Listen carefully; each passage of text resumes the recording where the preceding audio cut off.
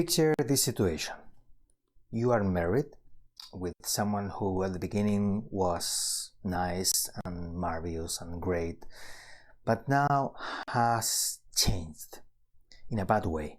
It could be because they join a social movement, or maybe a religion or cult, or maybe it's a foreigner who comes from a country where the human rights are not a thing. Whatever.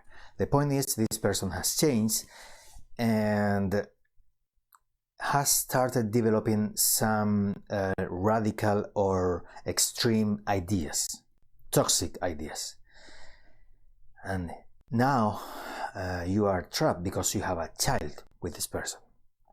And you start seeing that your child is being affected by these toxic ideas and these toxic environments.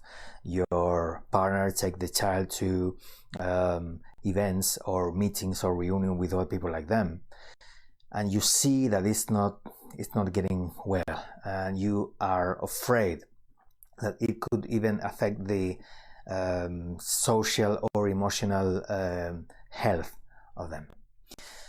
So once we reach this point, you have two ways of facing this situation. The option one is let's say the fight way. You could face this person and tell them what you think, and then have a negotiation with them, let's say, or you could even ask for a divorce.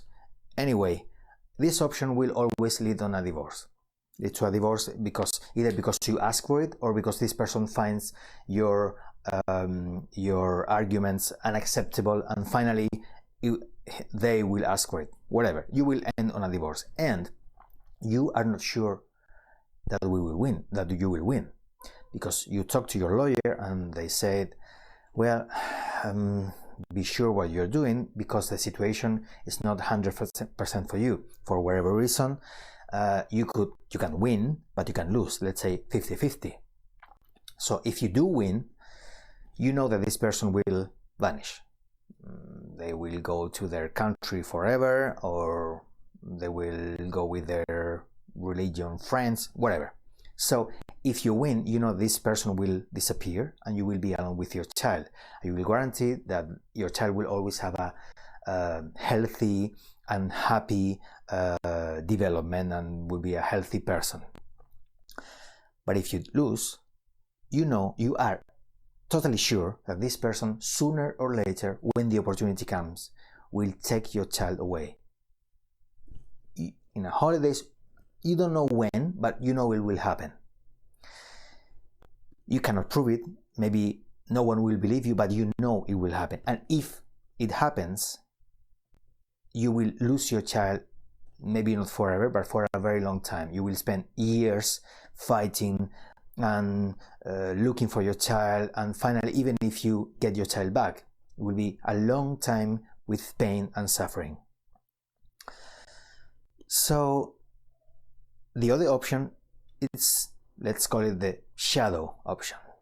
You don't fight, you don't say anything, you accept that some damage will be around your child, but at least you will be there. You will never fight.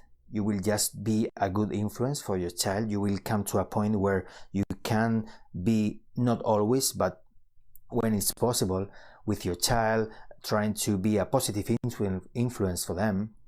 So in this option, the status quo will be there forever, and it will be not 100% healthy. It will be a big damage for your child.